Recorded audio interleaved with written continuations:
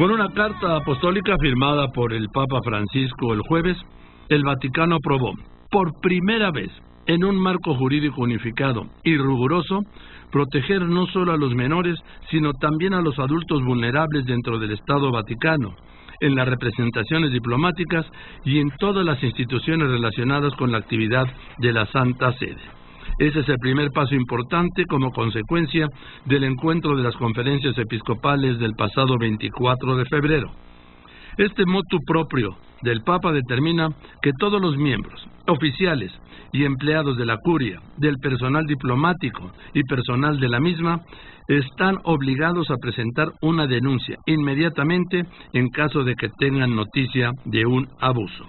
En caso de no denunciar, están previstas sanciones, desde multas hasta cárcel.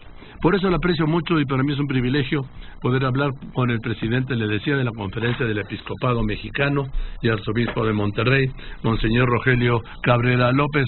Señor arzobispo, ¿cómo está? Buenas tardes. Buenas tardes, mucho gusto de saludarles desde acá, desde Honduras. Está usted... Bueno, estamos en el encuentro del CELAM, del Consejo Episcopal Latinoamericano.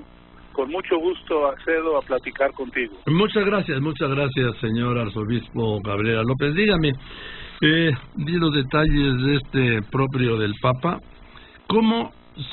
¿Qué significa para la Iglesia en México?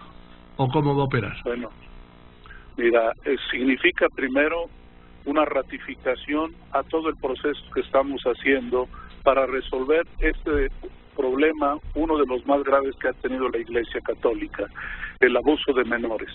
Y este motu propio viene a clarificar y sobre todo a señalar con precisión las cosas que tenemos que hacer.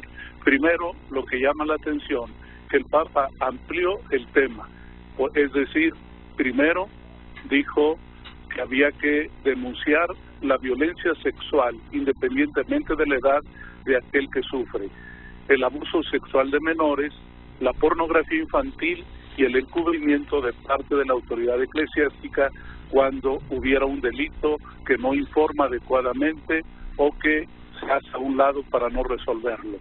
Ese es fundamentalmente los temas que el Papa trató. Pero luego nos dio asuntos ya muy específicos para nosotros.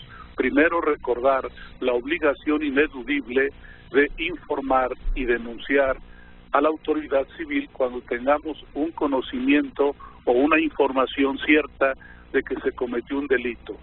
Pero también algo bien importante, que todas las diócesis del mundo necesitamos tener sistemas estables, accesibles a toda la comunidad para que puedan informar y denunciar cualquier delito. Esto nos pone a todos en un trabajo muy importante en todo el país y algunas diócesis ya tienen el acceso directo a través de la página web o también en las oficinas siempre hay un sacerdote disponible para atender cualquier asunto que la gente quiera informar o denunciar. Ahora, eso es más o menos. Sí.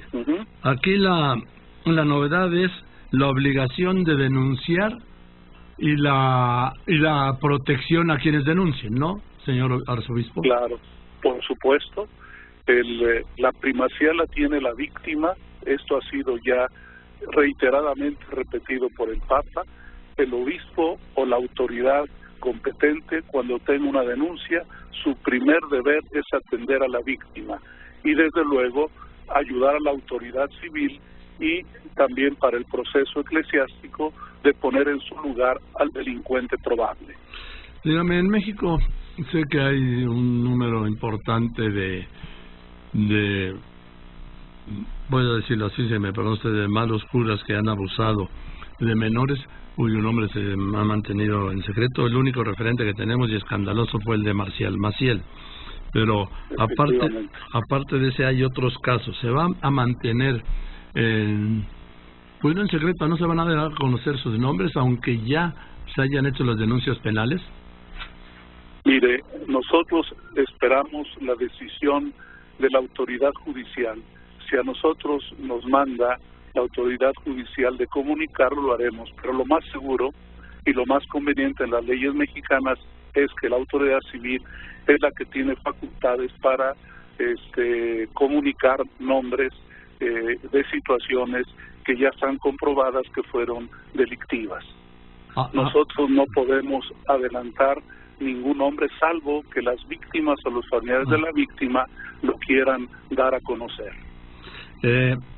Señor arzobispo y presidente de la Conferencia del Episcopado Mexicano, Monseñor Rogelio Cabrera López, ¿qué nos diría usted como presidente del Episcopado Mexicano, de este colegiado de todos los obispos del país, a quienes han sido víctimas de estas malas personas, de estos delincuentes incluso?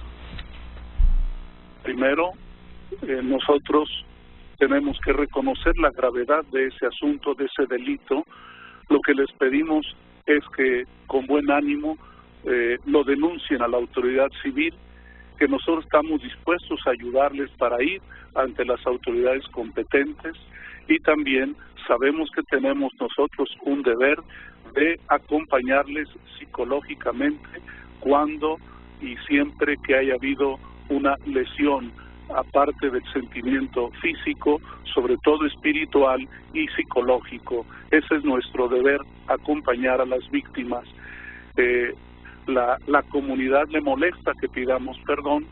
Creo yo que quien puede recibir las palabras nuestras son las víctimas, sabiendo que su dolor es máximo. Creo yo que la Iglesia Católica ya no puede ir para atrás.